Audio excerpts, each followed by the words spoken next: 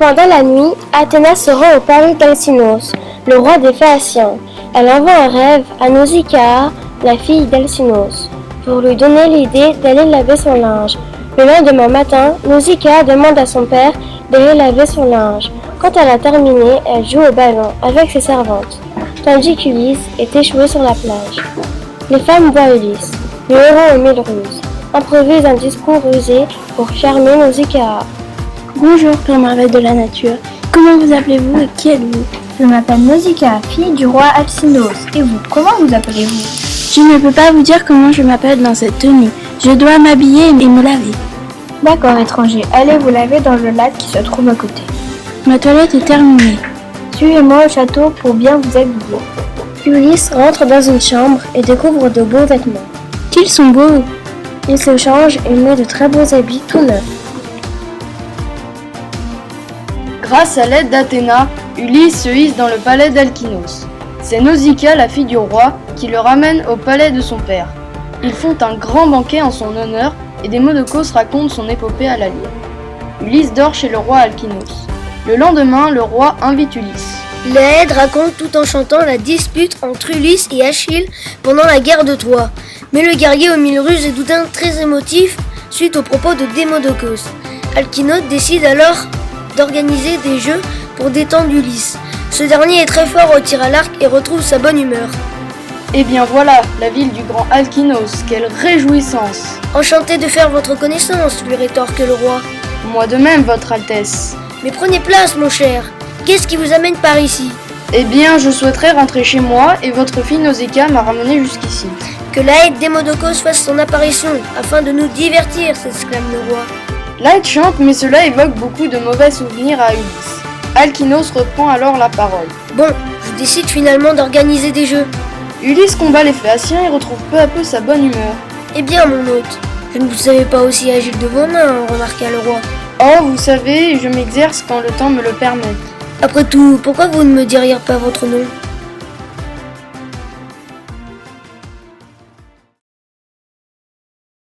Mon navire arrive sur l'île des Lotophages.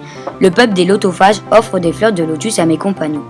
Les compagnons acceptent avec plaisir, mais ils ne savent pas que ces fleurs donnent l'envie de rester sur l'île. Goûte ces fleurs, Ulysse, elles sont délicieuses.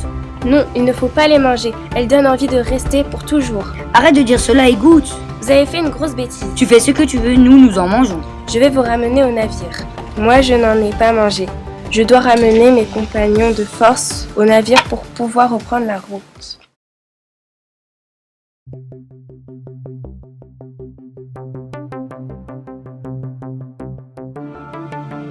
Je vais sur l'île des Cyclopes.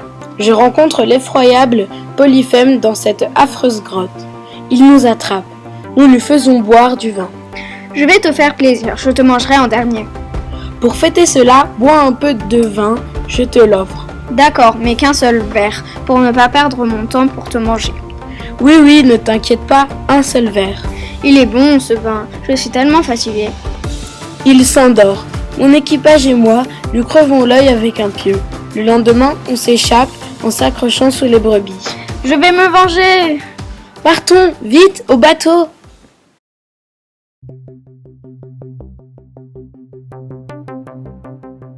Nous arrivons sur l'île de Bronze et Hal, le gardien des vents, nous offre son hospitalité et tente de nous aider.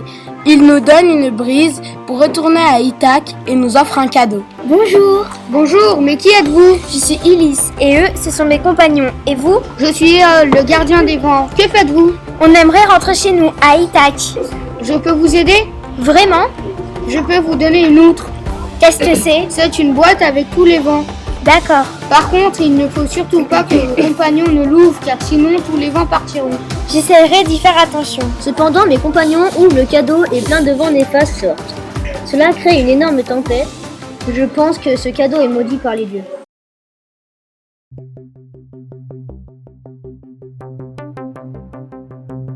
Mon navire arrive sur l'île d'Aiaïe où habite Circé. Les marins font un tirage au sort. Euryloque et 20 de mes hommes partent en éclaireur. Les autres restent sur le navire. Nous découvrons le palais de Circé. Euryloque, méfiant, préfère rester dehors, mais les autres entrent. Circé leur offre un bon repas, mais elle a mis dans la nourriture de la drogue. Mes compagnons se transforment tous en porcs. Euryloque, inquiet de ne pas voir mes compagnons rentrer, va me prévenir. Ils vont alors libérer mes compagnons. Je vais tous vous empoisonner. Nous n'allons pas manger cette nourriture empoisonnée. Je vais vous forcer à manger cette nourriture jusqu'à la mort. Nous allons manger cette nourriture, mais en échange, nous voulons que vous nous libériez. Parfait, mangez cette nourriture.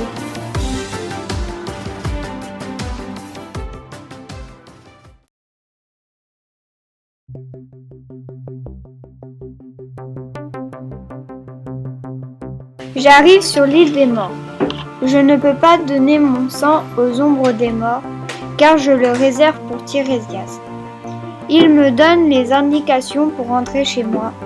Nous ne devons pas manger le bétail d'Hélios, car sinon je serai obligé de rentrer chez moi tout seul. Je vois des fantômes de reines et d'héroïnes. Je vois aussi le fantôme de ma mère. Elle me dit que toute ma famille va bien. Oh mère, je ne vous attendais pas. Bonjour fils. Oh, vous êtes donc morte, mais comment? Je suis morte de tristesse car je ne te voyais plus. Oh mère, je suis vraiment désolée si c'est à cause de moi que vous êtes morte. Non, ne t'inquiète pas, je suis bien là où je suis. Mais même mère, je m'en voudrais toute ma vie. Non, je t'en prie, car un jour cela devait bien arriver. D'accord mère, je dois y aller retourner dans le monde des vivants. Adieu mon fils.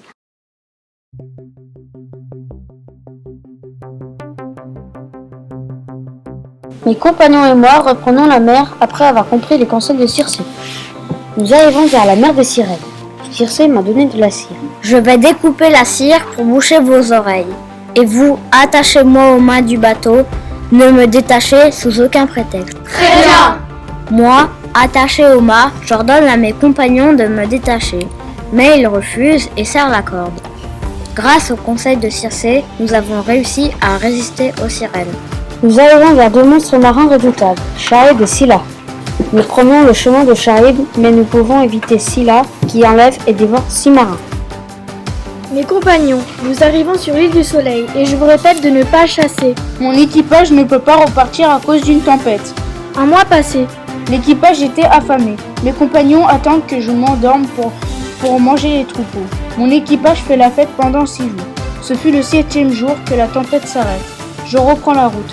Zeus, Oui, Hélios. peux-tu venger mes troupeaux? Pourquoi? Les compagnons d'Ulysse les ont mangés.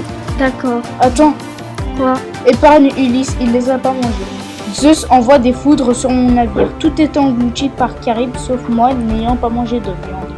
Je m'accroche à un rocher. Je me rendis donc dans la grotte de Calypso.